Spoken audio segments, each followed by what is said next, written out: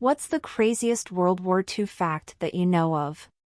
The nuclear attack on Nagasaki almost failed when the bomb plane got separated from their escorts and they wasted 45 minutes of fuel trying to find them. Should also be noted the original target city was Kokura for the second bomb, but smoke from previous bombing runs/fires and cloud cover they tried 3 times but could not see their target. With fuel running low, they decided to proceed to backup target of Nagasaki, which also had increased cloud cover, but on the last pass before having to return to base they had a just clear enough window to drop it. It still ended up 2 miles off course, and while still devastating the natural hills protected a big chunk of the city. The first bomb dropped on Hiroshima was only off by 800 feet and absolutely decimated the city. Air defense over Japan was so weak that a bomber with the world's most valuable bomb could just fly around until it was out of fuel. The B-29 actually flew at an altitude that was high enough that fighters of the day were almost incapable of intercepting it because they couldn't fly fast enough at that altitude. Speed of piston engines fighters really falls off at altitude because you just cannot feed enough oxygen into the engine to generate power. Until they started adding superchargers, the P-51 could go way higher than a B-29. But the Japanese didn't really have the resources to keep up with the arms race, their planes were outclassed by then. It also helped that almost all the parts and documentation for technology transfers from Germany that might have given them something more useful for high-altitude defense were sunk in their cargo U-boat thanks to ultra-intercepts. Turing screwed that venture. Not only were they failing to keep pace with arms development, but their resources were strained and their replacement pilots had dozens of hours of training versus veterans with hundreds of hours of combat. Also, the Zero factory didn't have an airfield next to it. They had to transport the planes by oxen, and when the country ran out of animal feed the oxen started dying and they couldn't move the planes from the factory anymore. I think the craziest story is that Antifa was controlled by Stalin once he took over them through the Communist International. Antifa teamed up with the Nazi SS in 1931 to overthrow the Weimar Republic, who Antifa considered fascists because they weren't communists. They'd do great as r/politics mods. Another weird one is Hitler got a very short jail time for his Bavarian beer hall putsch when he tried to overthrow the Weimar Republic another time because the men he sequestered were already plotting to overthrow the Weimar Republic and replace it with a fascist government. At Normandy, my Uncle Curtis got blown up but still alive, so they morphined him really good and buried him in the sand till the battle moved on, then they came back and got him. He's still kickin'. Here's an article about him. Holy shit, I've never heard that. But it makes sense. The beaches were hell zones, no cover. Might as well bury him and hope you get back before high tide.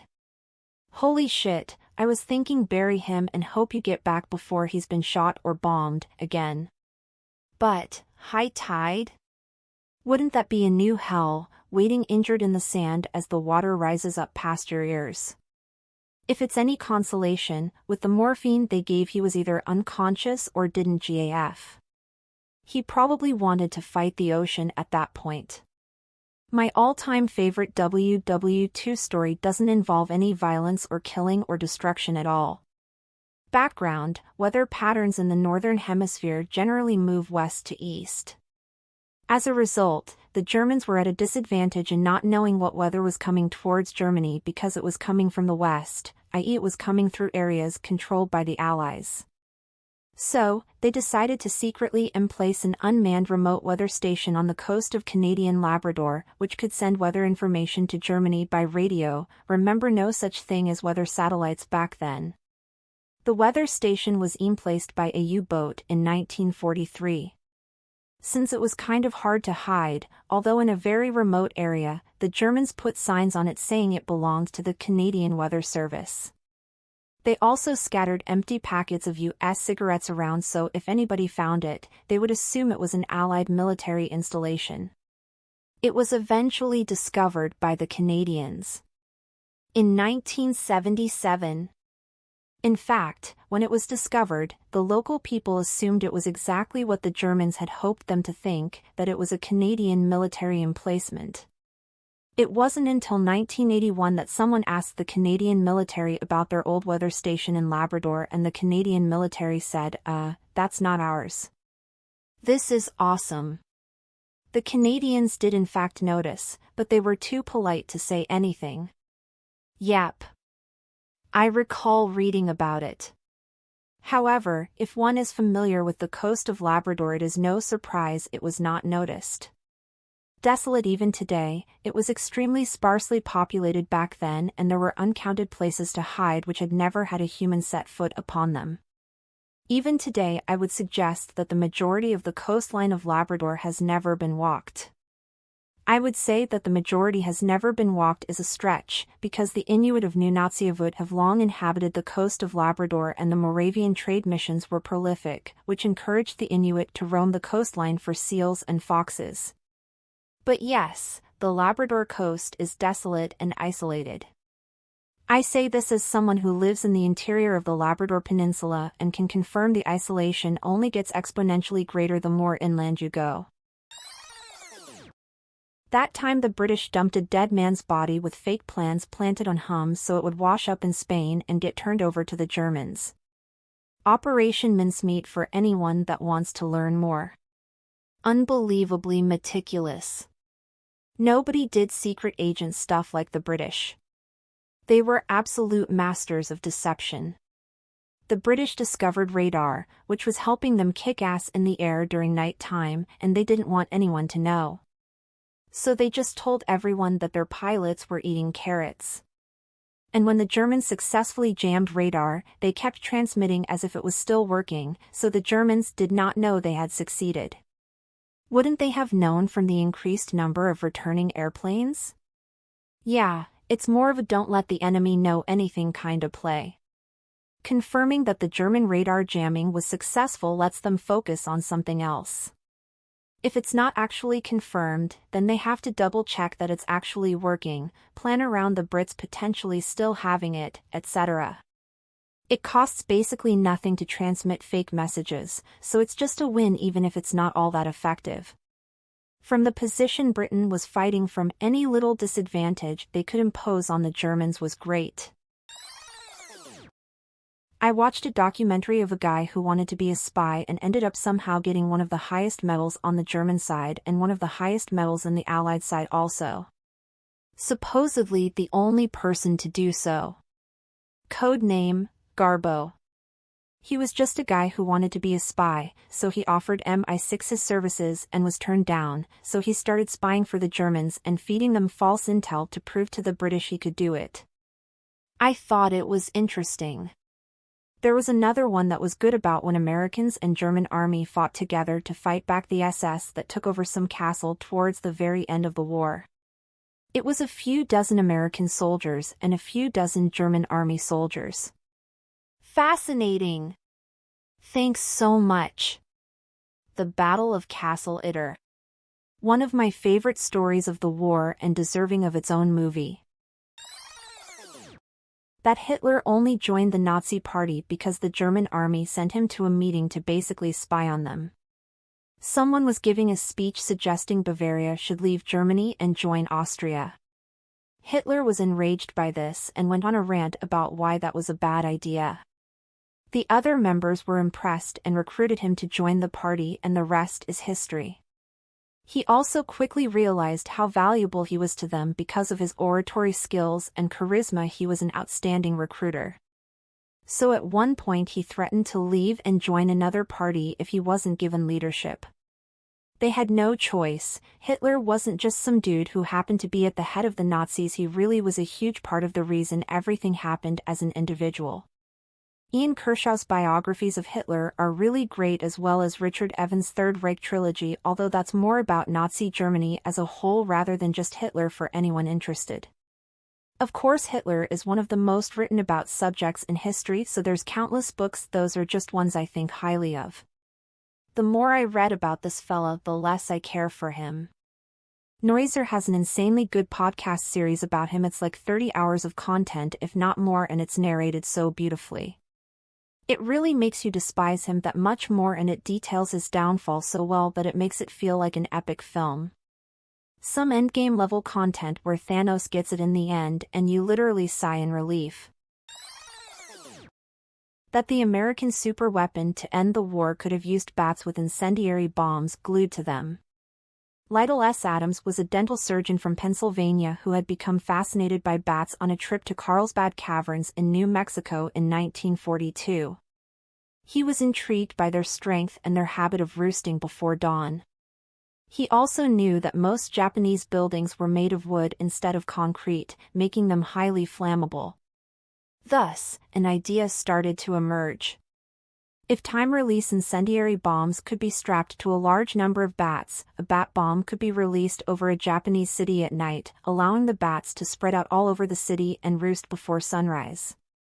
Then, the incendiary bombs would go off, and the fires would be able to spread quickly over a large area. Using his connections, Adams was an acquaintance of First Lady Eleanor Roosevelt. His plan was approved by President Roosevelt, after some advice from Harvard zoologist Donald Griffin. The president's opinion was, "This man is not a nut." It sounds like a perfectly wild idea but is worth looking into.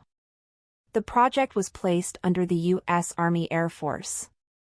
Originally, the incendiary bombs would have been made with white phosphorus, but the design changed to use a new flammable invention, napalm. Mexican free-tailed bats were harvested from the wild with permission from the National Park Service, and the tiny bombs were attached to the bats with an adhesive. Testing did not go well at first. In 1943, armed bats were accidentally released onto the Carlsbad Army Airfield Auxiliary Air Base. The bats roost under a fuel tank and incinerated the test range. The project was relegated to the U.S. Navy in August 1943, who renamed it Project X-Ray, and then passed it on to the U.S. Marines that December. The definitive test of the weapon happened at the Dugway Proving Ground in Utah, where a mock-up of a Japanese village was burned to test its effectiveness. Results were optimistic, an observer commenting that the bat-powered delivery system was more effective than conventional napalm bombs. To quote the report, expressed in another way, the regular bombs would give probably 167 to 400 fires per bomb load, where X-ray would give 3,625 to 4,748 fires. The project was cancelled when it was revealed that the weapon wouldn't be truly ready until mid-1945. In a search for a quick end to the war, attention focused on the atomic bomb project, which was showing quicker results. Japan lost multiple aircraft carriers in part because they didn't have enough hand carts. Bombs and torpedoes are heavy, so without enough carts, extra munitions were stored in the hangar to be placed into the ammo bunkers when they had time. So during combat areas, their hangars were filled with bombs and fuel vapors, and if they took a hit in the hangar bay, the poorly stored ordnance would detonate and start fires they couldn't put out. Also, the fires couldn't be put out afterwards because they used cast iron piping, which would shatter, causing a complete loss of water pressure after the ammo detonates. Japan put all its best naval resources into battleships. Aircraft carriers, submarines, and destroyers were down the list. It was only when their merchant and transport fleet got decimated by submarines did they see the importance of anti-submarine efforts like destroyers with good sonar and such. As for aircraft carriers, I think Japan built maybe 2 during the war, while the US built around 100. Also, Japan had around 2,500 naval pilots at the beginning of the war and had a hard time training and replacing those lost. The sheer scale of U.S. Navy production in WW II is simply mind-boggling. The U.S. started the war with something like 7 fleet carriers and 1 escort carrier. By the end, we had something like 28 fleet and 71 escort carriers. The U.S. had enough ships that they were able to devote 3 to ice cream production. During the Battle off Samar, a part of the Battle of Leyte Gulf, a small task force of 6 escort carriers, 3 destroyers, and 4 destroyer escorts code-named Taffy 3 were attacked by the Japanese Center Fleet, which consisted of 4 battleships, 6 heavy cruisers, 2 light cruisers, and 11 destroyers. This was the only time the battleship Yamato engaged enemy surface vessels. The battle was absurdly one-sided for the Japanese. The battleship Yamato alone had a higher displacement than all of Taffy 3 combined. After a long battle against absolutely stacked odds, the small American task force managed to force the Center Fleet to retreat and saved all the vulnerable landing craft of the Leyte Gulf invasion. If they made a movie out of it, no one would believe it. The bombers launched every piece of ordnance they had, and when they ran out of those, they'd make fake attack runs and strafe the ships with gunfire. The ship's gunners throwing every type of shell they had, even their illumination shells. The engineers bypassing the safeties on the boilers to get the ship to go as fast as possible. Those ships didn't just save the landing beaches and the escort carriers, they straight up earned a tactical victory. Just look at the ships sunk and the casualties. It's just insane that it actually happened. What should have been a heroic last stand somehow became a victory. My dad and his brother, Dan, ran into each other randomly in France. They turned around and saw each other, and they both yelled, "What are you doing here?" I have a couple of photos from that day. They got to spend that day together before going back into hell, and they both survived the war. Please like and subscribe for more daily content.